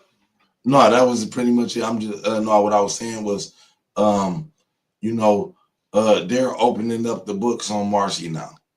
They opening up Marcy. It should be under a microscope right now, and they should be looking at Marcy and seeing, hey, what has happened? Not how did they get away with this, and what has happened, and how much more shit we gonna see. So I don't know. That's what should be happening right now. I actually came across some articles where they were doing that. They were revealing how some of the officers that were named or a part of this particular incident were listed on complaints in the past that were filed against them, from covering up things like this to getting involved in using excessive force. So I do hope that more of these officers' histories, and not just them, the other officers in there, for you to stand by and to watch something happen, is you're just as guilty as the person that's doing it. We should be putting everyone's record and their complaint history under a microscope. Inmates should be interviewed and have their stories assessed for things that may be factual, and how it lines up and corroborates the actions and behaviors of the officers involved in the murder of Robert Brooks. Because if they've done this in the past, and there's several complaints that just kept getting swept under the rug, then these men and other men like them, they need to be removed from this facility. They're not equipped with the system of justice to perform their duties and stand up and hold their oath. And they have to be removed. Well, but again, to add on to what you're saying, though, this is America. When they talk about interviewing us, before, if they know people come in and interview, they threaten people in there. And people know, and a lot of times when you go and get interviewed, they'll sit there and have someone looking over your shoulder. They want to see you, and then if you say the wrong thing, when that staff leave or that Albany crew leave, whatever, they're coming for you. Next thing you know, you sit up in the box with a bogus, a knife was found in your locker. So a lot of guys be real mindful of what they want to say. Me, I got penalized a lot because I didn't care. I just said it. But you have a lot of people worried about retaliation. And that would be a barrier to getting justice. That would be a big barrier. And again, I think America needs to suffer for the things that it has done and continues to do to God's people in this land. And I think for me, the solution that we have in the Israelite School of Universal Practical Knowledge, right? The solution has to start with being taught the law, statutes, and commandments of God, and telling our people who they are according to the Bible. Now, I know people can have different beliefs, whether political or cultural, but if so-called blacks and so-called native people of this land would accept that their identity is the real children of God, and that we are expected to conduct ourselves in a certain manner, then we can start to limit and decrease the amount of our people that have to run past or interact with the laws of America, because we would just instinctually not break them, which will cause us not to fill the prison systems with our people. So I think if we can start at home and teaching our people who we are, I think it will be probably the best solution to prevent our brothers and sisters from going into these prisons and being subjugated to incidents like this. But the sad reality is, and I agree with you wholeheartedly, a lot of our people growing up in these neighborhoods, growing up in poverty, some people actually see the prison system like a rite of passage. They see it, they expect to be, they don't fear it.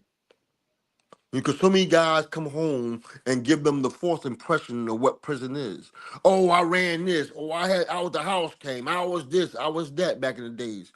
People don't even fear prison, And when you understand that, your life has more value than that, then you can start and you really appreciate and see your connection to the community.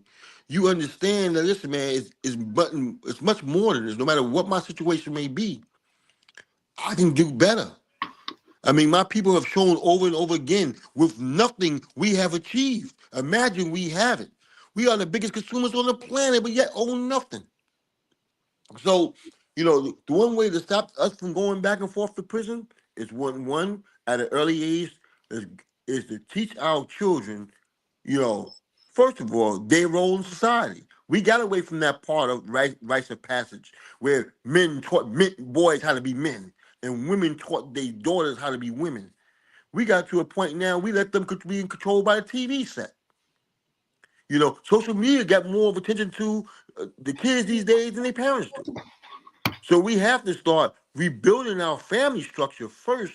Then when we start building that then we can get away from that nonsense of going back and forth from there. No matter how, my father's always tell me this, and it's true. Everything in life, I don't care what it is, it has an expiration date, even bad moments. So no matter how bad goes on in our lives, understand we have room for growth. Or as my college professor used to always say, he says, in life, always remember this. There's no such thing as neutral people. And by that, he says, I don't care if they're friends, family members, co-workers, whoever they are. You only fit into two categories. You're an energy builder, you encourage, you love, you support, or you're an energy drainer. You backbite, you slander, you do everything detrimental to our growth and development. Both have a role to play in our life. What role we allow to play is entirely up to us. Bobo, you gonna say something? Yeah, my thing is this, right? When you live in this society, right, you're gonna always have people that break the rules. You're gonna always have prisons. You're gonna always have somebody that's gonna go to jail. Somebody that's gonna break the rules of a society. You know, so you're never gonna stop that. You're gonna always have somebody that's gonna cheat the rules. And we need rules in a society. Without rules, we have chaos. And if you break the rules, there should be a punishment for that. Prison may be a harsh punishment. In my opinion, there's other ways to punish people. You know what I mean? But the punishment need to fit the crime. That, in my opinion, the punishment, I don't care what society we live in. I'm pretty sure I'm not as versed in the Bible as you, but I'm pretty sure that the Bible speaks of punishing people and laws and punishment for laws and stuff like that. So anytime we dealing with human beings here, so there's always going to be people that's going to break the rules. Period. You know what I mean? For some stuff, I believe that prison is a harsh punishment. There's other ways to punish people, but you know what I mean. My thing is this: if we agree that prison is the punishment in a society, then the prisoner's rights need to be respected. You know what I mean? That's my whole thing with this whole thing. Or we don't really have a just system. That's my whole thing, is having a just system, a system that does the right thing by its people. That's it. That's it. Okay. You know, and you're right. In the Old Testament, we see, well, first and foremost, I agree. Every society needs laws, right? But the society that I am most concerned with is the society of Israel, which would encompass so-called Blacks, Hispanics, and Native Americans. And in the Old Testament, there are laws that we're supposed to obey, and if broken, there was a punishment carried out to complete that law if it was broken, right? And so, yes, you'll see, you know, the Levitical priests, who would be, you know, the modern day Haitians, going around executing the law. So if you stole, there was a punishment for that. If you fought and killed and unalived your brother, there was a punishment for that. It wasn't until Christ came where forgiveness is pushed, whereas executing the punishment for breaking the law is pushed, right? So I think, you know, a brother unalives his brother, you know, there definitely should be forgiveness that is shown. But that does not mean that we have to allow this person to continue to be in a society where they're going to be prone to unalive again, right? And I think if we are raised as children, you know, the scripture says, you know, train up a child the way they should go. That way, we know when they get older, they won't leave that path that they were brought up in. And I think if we really decided to turn back and to serve the Lord, we can greatly affect how much we interact with America's political and prison system. You know, I see the Amish. The Amish are separate. You know, they live on their own land. They go about having their own laws and procedures when someone does something against the community. And I see no reason why we can't do that as well. I live in Ohio. It's a big Amish community in Ohio. You absolutely you absolutely right about that. Yeah, they live in it. Even the Jewish people. They they live by the law. You know what I mean? I know how y'all feel about them, but they live by the law and they successful. So You're absolutely right. yeah, in my opinion, They are very successful. Yeah, in my opinion, we should have a country that the laws that we follow the laws of the Bible. I think the laws of the Bible would be the best system to live under, but we don't have that system though. We got to live under the system that we in. So we got to create a just system in the system that we in. Like I said, white folks ain't going nowhere. I don't know unless you got a way to get them out or exterminate them or some shit like that. I don't know. I do. There is a way to the way is for Blacks, Hispanics, and Native Americans to take back their identity, to put aside all the hatred that we have learned to have for one another, and to obey the laws that God told us to obey the same laws that Christ sacrificed his life for us to have a second chance to do. If we can do that, then we don't have to worry about a brother lifting his hand against another brother. We could live in this country in America and not care what the next president does. We can live in this country in America just like the Amish do, and we can decide we don't have to engage in the political system, the economical system. We can be self-sufficient, but it takes a lot of sacrifice. It takes us not having that PS5. It takes us not having that watching the new show on Netflix, and it's going to hurt. It's going to physically hurt having to have things for ourselves, and that is the barrier that is one of the greatest barriers, that we are comfortable living in this condition here in America so much that we would rather suffer and still be able to do what we want to do than suffer greater and be able to keep our people safe. I agree with you because, like I say, if you look at from the very beginning of mankind, man hasn't really changed that much from the very beginning, other than our diets, our greed, and a lot of things. A lot of us, we don't have that conversation with God no more. Because we looking at God's law, we look at man's law, and sometimes those two contradict one another. If we just go with the basic stuff, because man, do I really need Gucci? No. Do I need that Mercedes Benz? No. All right then. This is things that over time we have learned to embrace as what as a need. We know all I need is food, clothing, and shelter. You know what I'm saying? Living life itself is really basic. The basic things of life. If you live that, you pretty good. It's just that in this country, we've been bombarded by a lot of different things. We like things. And that's the reason why the prison system gets filled up so much. Because so many people want those things. Because most people are in prison for economical reasons. So if you address the economic aspect and get people away from that need, then therefore you solve the majority of the prison system problem. Let me say this, right? Something that's needed is, you got to get with like-minded individuals. That's the part, I'm a foundational Black American. We believe in, our people. You know what I mean? But, we need to go a step further, not just our people that's of our lineage, but our people that's like-minded, that's of our lineage. That's something that needs to happen. You know what I mean? Because you can't build with everybody, even though somebody may be of the same lineage or of the same skin tone or whatever. But if they're not of the same mind, there ain't nothing you can do with them. You need to find your tribe. You need to find the people that that is of the same school of thought as you, and you need to, and that's how you build a community, and that's how you get a situation where you don't like the Amish.